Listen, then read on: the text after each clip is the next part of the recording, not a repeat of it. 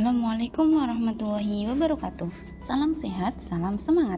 Hari ini kita akan belajar tentang bab analisis data materi informatika kelas 7. Apa saja ya yang dapat dipelajari pada bagian ini? Yuk, mari kita belajar bersama.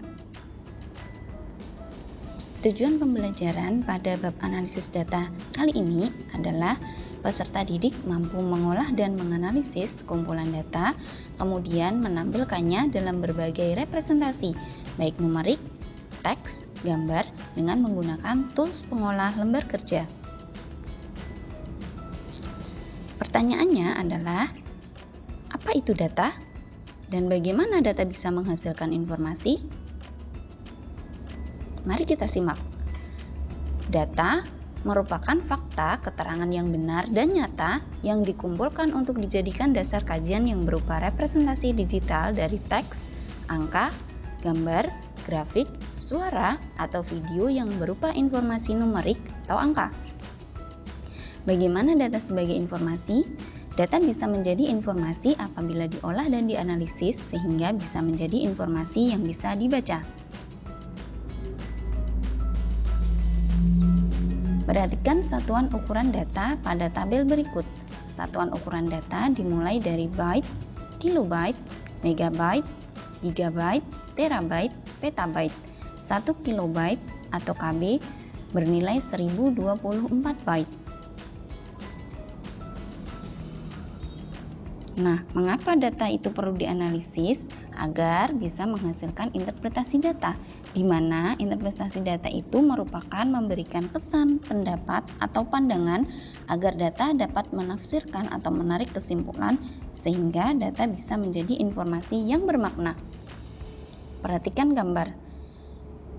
Misalkan, kalau sehari kita butuh menyimpan data sebesar 500 kilobyte, maka flash mana ya yang dibutuhkan untuk menyimpan file-file yang kita butuhkan?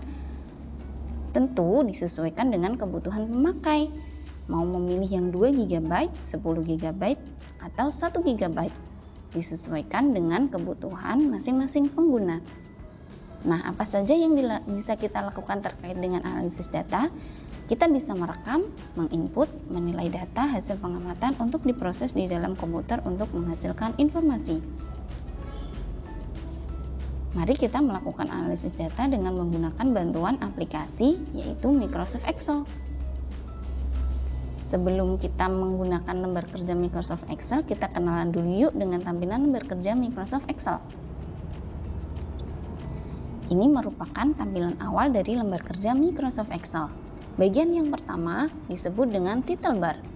Perhatikan bagian yang paling atas. Yang kedua disebut dengan Quick Access Toolbar, di mana ini berisi dengan icon-icon yang memudahkan untuk mengakses dalam menggunakan.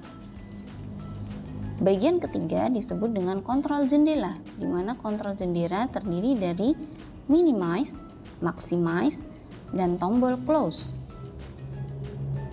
Bagian keempat disebut dengan menu bar. Menu bar dalam Microsoft Excel dimulai dari menu File, Home, Insert, Pack Layout, Formula, Data, Review, dan View. Bagian kelima disebut dengan ribbon, di mana ribbon ini berisi bagian-bagian pada menu bar. Bagian keenam disebut dengan name box. Name box digunakan untuk menampilkan dari bagian sel. Bagian ketujuh disebut dengan formula bar, di mana formula bar ini digunakan untuk menampilkan rumus atau fungsi yang ditampilkan dalam Microsoft Excel.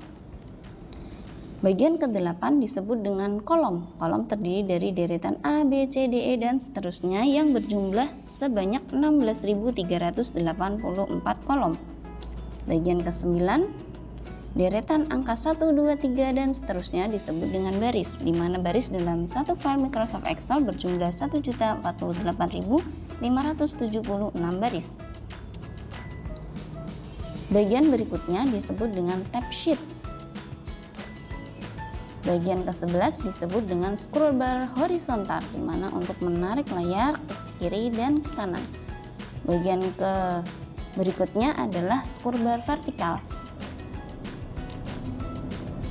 Bagian berikutnya adalah zoom control, digunakan untuk memperbesar dan memperkecil tampilan. Bagian terakhir disebut dengan tampilan view bar.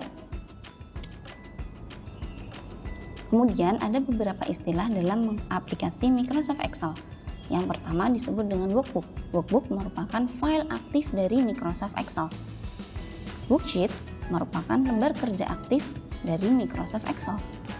Cell merupakan pertemuan antara kolom dan baris. Perhatikan gambar berikut. Gambar merah disebut dengan sel D3 karena berada pada kolom D dan pada baris ketiga sehingga disebut dengan sel D3. Kemudian ring merupakan kumpulan dari beberapa sel. Perhatikan gambar kotak warna biru. Ring ini disebut dengan ring B4 sampai B5 karena terdiri dari sel B4 dan sel B5, di mana sel B4 adalah kolomnya B barisnya keempat dan sel B5 adalah kolomnya B pada baris kelima. Kemudian perkumpulan sel B4 dan B5 disebut dengan ring B4 dan B5. Kali ini kita cukup untuk perkenalan mengenai pengolahan lembar kerja dalam Microsoft Excel. Untuk pengolahan data di lembar kerja Microsoft Excel lanjut di part berikutnya ya. Tetap sehat dalam belajar dan salam sehat. Wassalamualaikum warahmatullahi wabarakatuh.